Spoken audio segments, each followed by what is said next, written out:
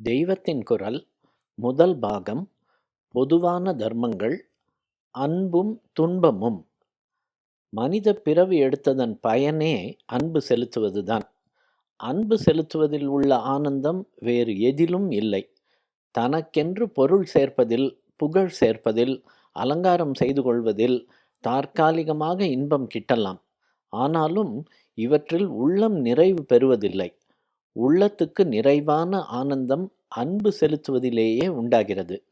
அன்பு செலுத்தும் போது நமக்கு எத்தனை கஷ்டம் வந்தாலும், தேக சிரமம் வந்தாலும், பணச்செலவானாலும் இதெல்லாம் தெரிவதே இல்லை.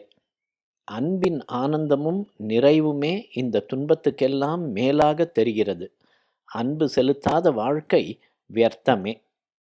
அன்பு செலுத்தும் போது துன்பமே தெரிவதில்லை என்கிறேன். ஆனால் கடைசியில் ஒரு நாள் அன்பு செலுத்தப்பட்ட வஸ்துவே நமக்கு பெரிய துன்பத்தை கொடுத்து விடுகிறது. நாம் ஒருவரிடம் அன்பு வைக்கிறோம். கடைசியில் ஒரு நாள் அவர் நம்மை விட்டு போய்விடுகிறார். அல்லது நாமாவது அவரை விட்டு ஒரு நாள் போகத்தான் போகிறோம். அப்போது ஐயோ, நம்மிடம் இருந்து போய்விட்டாரே என்றோ, அல்லது ஐயோ, நாம் இவரை விட்டு போகிறோமே என்றோ பெரிய துக்கம் உண்டாகிறது. இத்தனை காலமாக அன்பு தந்த ஆனந்தமும் நிறைவும் கடைசியில் பொய்யாகி இந்த துன்பத்திலேயே முடிந்தது என்று மனசு கலங்குகிறோம். அன்பின் முடிவான பலன் துன்பம்தானா என்று பெரிய சலிப்பு உண்டாகிவிடுகிறது. எத்தனைக்கெத்தனை அன்பு வைத்தோமோ அத்தனைக்கத்தனை துன்பம் பிரிவின் போது உண்டாவதை பார்க்கிறோம்.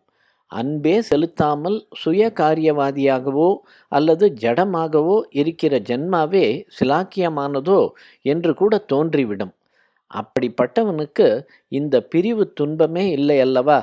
ஆனால் உண்மையில் சுய காரியவாதி பாபத்தைத்தான் மூட்டை கட்டுகிறான்.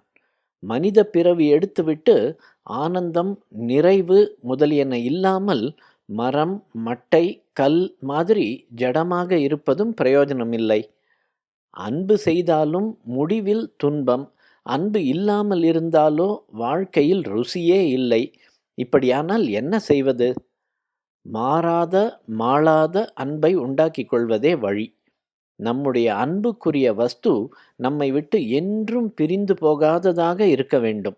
அப்படி ஒரு வஸ்து இருந்து அதனிடம் அன்பை வைத்துவிட்டால் நாமும் அதுவும் ஒரு நாளும் பிரியப் போவதில்லை. எப்போதும் ஆனந்தமாக, நிறைவாக இருக்கலாம். அதாவது என்றும் மாறாமல் இருக்கிற ஒரே வஸ்துவான பரமாத்மாவிடம் அன்பை பூரணமாக வைத்துவிட வேண்டும். பரமாத்மா நம்மை விட்டு ஒருபோதும் நீங்குவதில்லை. நம் சரீரத்திலிருந்து உயிர் பிரிந்தாலும் பிரிகிற உயிர் பரமாத்மாவிடமிருந்து பிரியாமல் அவரிடமே கலந்துவிடும்.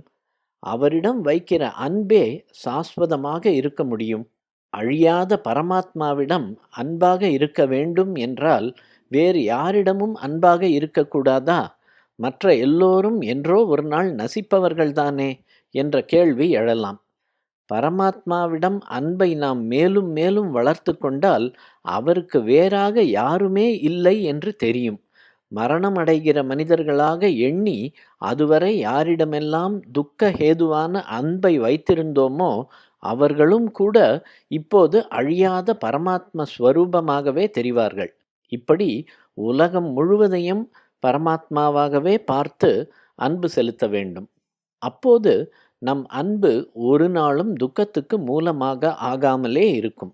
எல்லோரையும் பரமாத்ம ஸ்வரூபமாக பார்த்து அன்பு செலுத்த முடியாவிட்டாலும் ஆத்ம குணம் நிறைந்த பெரியவர்கள், நல்ல ஞானமும் அருளும் நிறைந்த சத்குரு ஆகியோரை பரமாத்மாவாக கருதி அன்பு செலுத்துவது சுலபமாக முடிகிறது. அப்படிப்பட்டவர்களிடம் அன்பு வைத்து ஆத்மார்ப்பணம் செய்துவிட்டால் போதும். அவர்கள் மூலமாக பரமாத்மா நமக்கு அனுகிரகம் பண்ணிவிடுவார். நம் அன்புக்கு பாத்திரமானவர் மரணம் அடைந்தாலும் கூட பரமாத்மா வேஷமாக போட்டுக்கொண்ட ஒரு சரீரத்துக்குத்தான் அழிவு உண்டாயிற்று. இப்போது சரீரி பரமாத்மாவோடு ஒன்றாகிவிட்டார் என்ற ஞானத்தோடு பிரிவு துன்பத்துக்கு ஆளாகாமல் இருப்போம். நம் அன்பு கொஞ்சம் கூட குறையாமல் அப்படியே எந்நாளும் நிற்கும்.